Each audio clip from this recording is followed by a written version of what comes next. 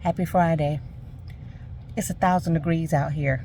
I mean, it's only 95, so they say. Feels like 105, so it's 1,000 degrees out here.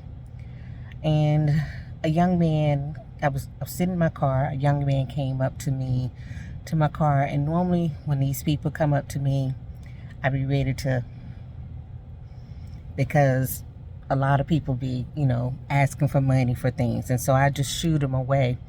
And I did a double take and saw he had a laminated sign and he was raising money because he's on a football team and he's raising money for his cleats as part of the program they have. And so he was selling the candy. Mind you, this candy's probably melted because it's like 1,000 degrees, right? So I realized that, so I blew the horn and said, hey, come back. So I'm going to show you what he's selling. Butterfingers and some other candies. But I said, some other candy. And I said, well, come back. And he's like, yes, ma'am. Polite, real polite. I appreciate it. And he starts giving me his spiel about what he's raised. I said, you don't have to tell me what you raise the money for. You don't have to tell me how much it costs. I reached in my purse, grabbed the money that I had, and as it turns out, bought the box from him. And he's like, well, no, I don't need the whole box. And then I remembered my grandson is here, so okay, I can get something for my grandson, but no, I don't need the whole box.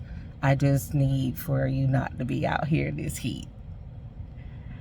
Because when I was young, I was in a lot of different things at school, and I did all the things.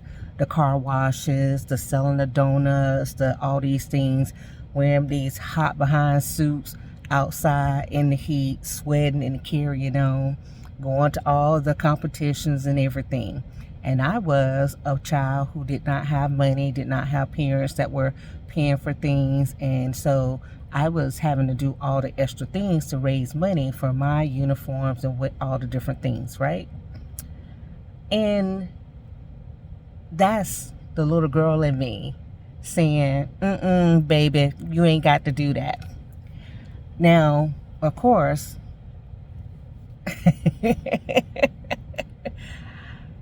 my son doesn't know what that's life is like, right? Because I was like, nah, we gonna pay for this. If I gotta pick up extra shift, I gotta pick up extra shift, right? I make this video because that's one more example of trauma that people have that they are not aware of, and they don't necessarily know that it is floating around with them in your everyday life, your everyday actions. I see this little kid in 95-degree weather. He told me he was 14 years old. He looked younger than that, out here selling candy, raising money. Now, mind you, when I was in school, I was selling candy for myself. Y'all remember me, those who went to school with me, y'all know I used to walk to the corner store, get the candy, and come sell it at school. Baby. Anyway, back to my story. So the point is that trauma walks around with you, and it shows up in different ways. Now, the other flip side of that is the karma. I gave this guy the money I had in my purse, and I went inside to do my transaction, and their machine was broken, so my transaction was free. It's trauma, but it all is working for you. It always is working for you. If you have the good spirit, the good intentions. My intentions was for that man to go get in his mama car, his daddy car, his sister car, whomever car he was getting into. It's for him to go and not have to do that. Now, if he wanted to stand out here and sell the rest of it, then that's on him. But he done made the money that he need to make in order to get the shoes or whatever he's trying to get. Okay? Pay attention to the trauma that you have in your actions, and pay attention to whether or not that trauma is showing up with good intentions or bad intentions, right? Because we have bad intentions as well.